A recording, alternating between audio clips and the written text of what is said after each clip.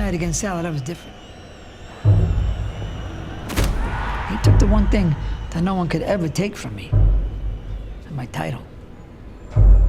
My title. Listen to me. You can't run. You give them everything you got, Willie. You hear? Everything. You have no choice. For the first time in my career, I'll tell you, I really wanted to hurt the other guy. We're so happy to have you on with us because what a movie and what a story. You got to be excited to get this out there in the world because I know that this is going to really hit home with a lot of people.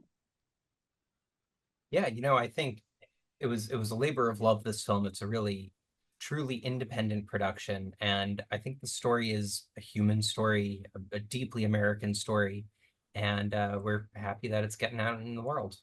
Mhm. Absolutely. And of course, James, you had to go to some places for this one, and this one was probably not as easy for you to do this as opposed to maybe some other roles. And so, but what a relief to get out to the other side of it, right? Yeah, I mean, obviously, like Rob said, it was a labor of love. We've been trying to get Willie's story made for quite some time. So to finally get it done and executed the way it was executed and premiere at Venice and be speaking with you and have a theatrical release, it is a big relief because it was a lot of work. It was a lot of work, but a lot of fun work, a lot of work that I accepted, that I wanted to do, that I was ready to do. Had a wonderful team behind me, pushing me and helping me. So, yeah, all good things. That's wonderful. Well, I know there's probably a special memory from every set that either of you have been on. But what was that moment on the set where you're just kind of looking and going, "All right, this is really working. This is going to be wonderful." Do you remember that day? I think for me, as soon as we got James into hair and makeup and costume, and he really transformed into Willie Pep, as a real character. He's a iconic prize fighter, the winningest boxer in the history of the sport. And once we sat him in front of the camera and really looked at him, and was like, wow, James is gone. We have Willie here. And it was at that moment that I knew we would be able to do this thing. Yeah, I mean, I think likewise, day one, getting dressed up, hair and makeup, did a wonderful job of and wardrobe of putting me in the period piece, and how the set looked, and really got me there. I did a lot of work and research and watching Willie's fights, watching his cadence, watching the way he spoke with a lot of friends and relatives to try and dig deeper and understand this man. But there was a lot of pressure, good pressure, wanted pressure, of shooting in Hartford, Connecticut, where Willie was from. So I think when I think about it, that helped me. That helped me. It led me to rise and be better and challenge myself and make sure that I don't mess this up. He was an important man, and his story's important. I didn't want to, I felt a lot of pressure not to screw this up. Yeah, absolutely. Well, you definitely did not. And in fact, you made it look easy, and you both did. And I know it's certainly not, but people look up on those screens and they go, "See, that's what I want to do. I want to tell great stories." And so, what kind of advice would each of you give to somebody that wants to follow in your footsteps? The best advice that I can give is, if you're going to try to make a film, make sure that it's something that you care about really deeply, that you want to make with your whole heart, because it's going to take a very long time and truly all of your sweat equity. But if you really care about it, then it's achievable. Yeah, I echo what he said. On the acting side of it, is find something you care about and you're passionate about, and don't be afraid to fall down and get back up, work on things, be patient, collaborate. Do your best to be a leader, and if you're show by design, and respect everybody's position and what everybody does on the set, and then that'll translate into good things. Everybody will see how hard you're working, how you're treating everybody, then everybody treats each other equally. And then all the creatives come together and do their job at the best that they can do it. And I think that's what happened with us. Each one of us came correct, and we came hungry, we came wanting to make something amazing. And that exuded on our set, and everybody just started to feed into that. And that's what made everybody, wonderful. Absolutely. Well, speaking of great sports figures, my co-host is Drew Pearson, one of our great Dallas Cowboys, caught the Hail Mary, went in the Hall of Fame, and we're so proud of him. And we'd love to ask people their Hail Mary moment, which is that moment in your life or career where you just had to go for it and it worked out for you. What do you suppose that was for each of you? Oof, go for it. Yeah. I mean, I think saying that we were going to be able to make this movie on a super independent budget in 18 days, it's a 1960s period piece with over 50 locations, recreating Madison Square Garden, huge boxing matches, all of this, all these big set pieces. I think the entire process of making the movie and saying, all right, yeah, we could actually do this. We could get it done in 18 days with this budget. Like our budget was what most movies spend in like an afternoon was our entire budget. So I think just the idea that we were crazy enough to think we could pull it off was a Hail Mary moment. Yeah, and we did. I would say my Hail Mary, and this is just personally for me, is because we were trying to get this movie made. And this Hail Mary moment in turn has, set us up at Robert Kolodny. I remember having a difficult time trying to get people to listen to me about this story and want to make this movie. And I just I sent a message to Leonardo DiCaprio and I said, buddy, I want to make this movie. And then he set me up with his production company, who hooked us up with Steve James, hooked us up with Robert Kolodny via Robert Greene. So my Hail Mary was getting fed up that no one's listened to my story and throwing a Hail Mary pass to Leonardo DiCaprio. Hail Mary. That's great. I love that. It's a good guy to throw the ball to. That's wonderful. Now, of course, depending on what people have been through, they may get something different out of this movie. What is it that you're hoping that people will take away from this besides it just being a great film? I hope that people are willing to take the time to look at Willie Pep and see that he's a complex character. Certainly an important sports figure, but also a man who had real like fragility, real problems in his life that he sought to overcome. And just, I hope that they could accept him and see him as the man he was. Yeah, I think perseverance, determination, will, just an honest emotion of someone. No matter how you look at them, there's always something going on deep inside someone, no matter where they are, how high they up, or how hard they fell. Just understand that, and I think this movie shows that. Some of the best stories are those true stories. It's hard to believe that it actually happened. So when you get a script like this, you must just think, I got to do this, right? Yeah, I mean, I think, getting a script like this, not a big boxing fan. I think both Ruby and I similarly are not really into boxing. But I think there was the attraction is like, this is this greatest boxer that you've never heard of, most likely. And so that was attractive. And then when you actually get into like how the story is being portrayed and this whole, like, it's not really just a boxing movie, it's also about fame and family. And yeah, so I mean, there were a lot of green flags that, yeah, made it very attractive.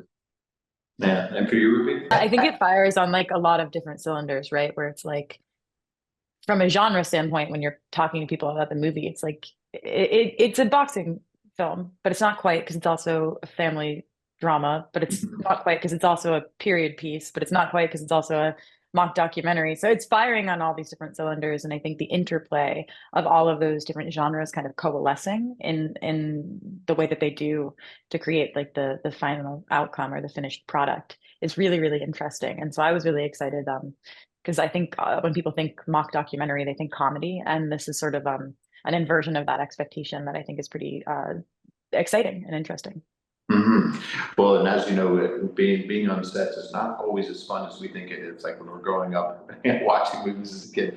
However, this one actually looked like it was really kind of fun to, just to dress up and be, be in that time and be amongst all this. Was there a certain moment for each of you on set that you think you'll always take away? It was like, that was a great day. There were just a lot. Yeah. This was my first movie, and so I feel like I will like remember a lot of it forever, which is such a joy because it was so much fun to make. I guess I don't know. This is such a well, there's like a pedestrian-ish answer that I think is just like it was a total like pinch me moment to be doing a scene with Ron Livingston because I have just like grown up watching him acting for as long as I can remember. And I just was sort of like, wow, like what an incredible thing that I am like able to be able to stand toe to toe with this like incredible actor and to feel that with Keir and James and Lawrence and Slang and all of these like amazing actors that I got to work with. But also like, it was little things like that set decoration that we had that was so specific. Our set design was so meticulous and so incredibly period specific that like little things that the audience will never see. Like Linda had a diary that was sitting on a table that had like, entries in it. That's not in the film, but it was there for me as an actor to use if I wanted to. And that was just really a joy to get to be that immersed in the world that we were building. Yeah. How about for you, Keir? Yeah, this was a very different, process for me. I had to break all the rules that I am very set in. It was a little bit, at first, it kind of threw me off. And I remember being actually pretty nervous the first couple of days, doing these 15, 20-minute long takes with lots of improv, which I'm also not super comfortable with. And, interacting with the camera, and Rob, literally, the director, was right there as the director, and Adam, the DP, was right there as himself. And so it was just like super bizarre. But once I got into the groove, it was a really, really fun process. And that also comes down to like just having such a fantastic crew. And like Rob and Bennett, our producer, it's kind of the main department heads for the most part. They're like all friends and they all work together all the time. And they're like this amazing friend group. Which just made everything so much easier. Indies are always really difficult, but the morale was so good because it's like everybody had worked together a bunch of times. Ruby's good friend. Everybody was like, I got to sort of step into this amazing friend group, which was just like made it really fun. Even though some of the subject matter is pretty heavy, we were definitely still having fun. Yeah. Well, and people look up to what you do and they think, see, I want to do that, but you guys just make it look easy. So what kind of advice would each of you give to somebody that wants to follow in your footsteps and tell great stories like this? Oh, I love that question. I feel like I'm on like the very beginning Yeah. of my journey as an actor. And so like, at least in terms of film and television, I've been working professionally for 15 years, but like this is a kind of level jump for me. And so I feel like I've been really the beneficiary of a lot of amazing advice. Everybody was really generous with me, all the other actors, because they knew this was my first movie, were so generous with me. But to Keir's point, I guess if I was going to say any piece of advice is to just find your family, artistically speaking. I feel like what Keir is speaking to, the dynamic that Rob and Bennett have sort of fostered in this community of friends that they've all built that want to come together and make art together. It yields an incredible process. And I think it's clear, like the proof is in the pudding, it yields a pretty amazing product. And yeah, I think I feel like I've been so lucky to be supported by this specific artistic community of friends who sort of come together, raise each other up, and make work all as one. And it gets bigger every day. Like I'm so happy that Keir got to do this movie because now we all know and love Keir. Like that's just, I think, if you can find your family, it'll get bigger, and the work that you make will be huger and huger. So yeah, that's my advice. I hope it's helpful. What would you say? My advice, I've been acting since I was 10 years old. So it's been the majority of my entire life. And what I usually tell people, like, I don't really have a lot of advice in terms of like classes or technique, because it's sort of just something that like I have my process, and I wouldn't wish it on anyone. But like, I'd always just tell people to like, don't stop living your life and exploring other things and becoming a fully realized human being. I feel like so many people that I've known just obsess and make acting everything. And I think it doesn't make for particularly interesting actors. And I think like there's also the other factor, which is like this could just never, it could disappear tomorrow. You don't know where it's going to go. And if you don't have like another life and another world outside of this, then it's going to be pretty crushing. So yeah, I always tell people, I'm like, it's great to, for example, like be around and ready for self-tapes and auditions, but like if you get an opportunity to like go on an adventure with some people, like say yes, you know what I mean? Like say yes to like new experiences, like don't make this the only art form that you engage with. And I don't know, that's my advice, I guess. Yeah, I love that. Well, last thing, I know that depending on what people have been through in their lives or people that they know, they may get something different out of this movie. What is it that each of you are hoping that people will take away besides just a fantastic movie? I just have a really hard time with that question. Because I think like an actor's job is to like respond truthfully to the moment and like the given circumstance of any scene. And I find that if I think too much about like what it is that I want the audience to take away when they walk out of the film, then I can't do my job as effectively. So I try really hard to stay very granular and very like focused on what it is that I'm receiving in any given moment. Um, that being said, I think the movie is a meditation on toxic masculinity in a lot of ways. The movie is also a meditation on the addictive nature of fame and the illusory nature of, you know, predicating your entire identity on what you do as opposed to who you are. And I think that like that thing that Keir was just talking about is like there is a distinction between what it is you do and who it is you are. And if you allow those things to become so like wholly merged that they become inseparable, I think it can be easy if what you do stops. For example, if you get too old to continue boxing, um, you can really lose who you are. And so I think that that's, if I was to say like what I hope the message in the movie is, or a message in the movie is, that would be the one that I would pick. Yeah, well said. How about Feature? Yeah, I mean, I think similarly, I think, especially in regards to like my specific role in the film and the relationship between, Willie and his son Billy Jr.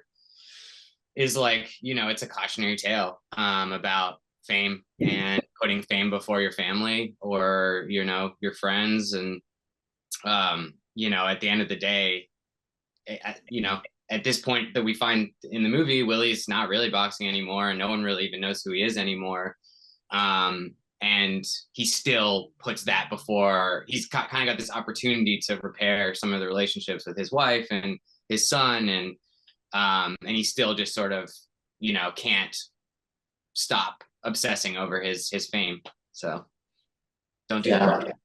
Yeah, absolutely. Well, the film was absolutely fantastic. We're going to tell everybody check it out. Appreciate both of your time today and look forward to talking to both of you again very, very soon. All right, Thank you. thank you so much.